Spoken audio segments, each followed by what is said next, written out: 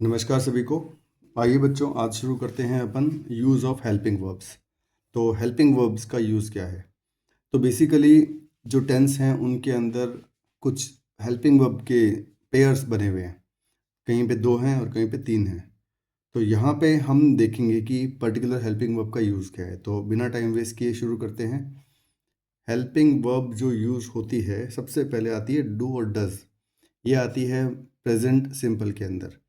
Do और does का use क्या है देखिए। डज जो है वो सिंगुलर टाइप की हेल्पिंग वर्ब है, जो सिंगुलर वर्ब्स के लिए आती है। इसीलिए आती है ही के साथ, शी के साथ, इट के साथ और सिंगुलर। सिंगुलर यानी किसी का भी नाम हो गया, और ये तीनों हैं आपके सिंगुलर वाले प्रोनाउंस। डू आ गया आपका प्लूरल वाली हेल्प सब्जेक्ट के साथ, जैसे आई के साथ, यू के साथ, वी के साथ, दे के साथ और प्लूरल के साथ। प्लूरल यानी 2 या 2 से ज़्यादा नाम जहाँ पे आ गए वहाँ पे, जैसे राम एंड श्याम। ठीक है, do not go to school, तो यहाँ पे डू लगेगा। लेकिन यहीं अगर इस सेंटेंस में से श्याम हटा दें तो राम के लिए सेंटेंस जो बनेगा वहाँ पे डू की जगह डज यूज़ होगा, जैसे Ram does not go to school. ठीक है, आगे बढ़ते हैं। अब आता है is am are. Is are am, कई लोग इज एम आर लिखते हैं, कई लोग इज आर एम लिखते हैं, ऐसे कोई फर्क नहीं पड़ता। जहाँ पे एम बहुत सिंपल है, हमेशा आई के लिए आएगा। आई के साथ में एम आएगा। एम का और कोई यूज़ नहीं है, पूरे टेंस में और कोई यूज़ नहीं है, सिर्फ आई के साथ आता है। आर आएगा प्लूरल सब्जेक्ट के साथ, जैसे यू, वी, दे और प्लूरल। और इज आएगा ही, शी, इट और सिंगुलर, यानी सिंगुलर सब्जेक्ट्स के साथ आएगा इज। ठीक है, आगे बढ़ते हैं।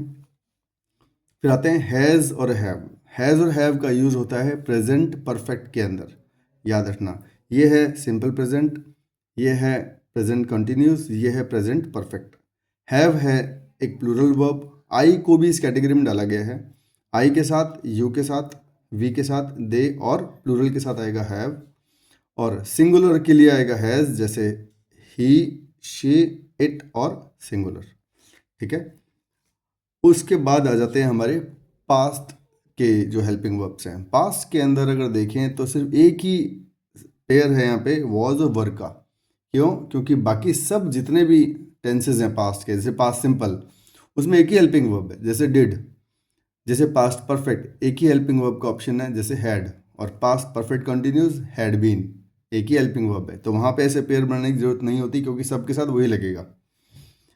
यहाँ पे वॉज और वर पास्ट कंटिन्यूस में लगने वाली हेल्पिंग वर्ब्स हैं। इनका सिलेक्शन देख लेते हैं, इसको थोड़ा शिफ्ट कर लेते हैं। हाँ जी, वॉज आएगा ही, शी, इट सिंगुलर और आई के साथ। उसी तरह से वर आएगा, जो कि प्लूरल की हेल्पिंग वर्ब है, वो आएगा यू, वी, दे और प्लूरल के साथ।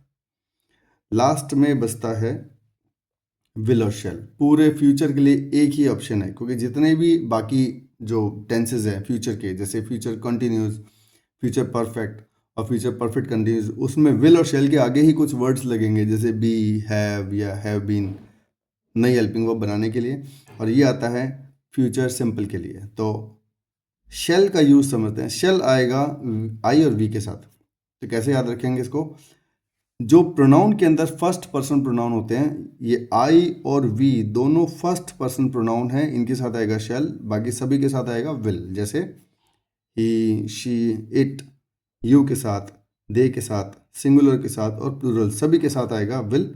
सिर्फ फर्स्ट पर्सन प्रोनाउन यानी आई और वी के साथ आएगा शेल।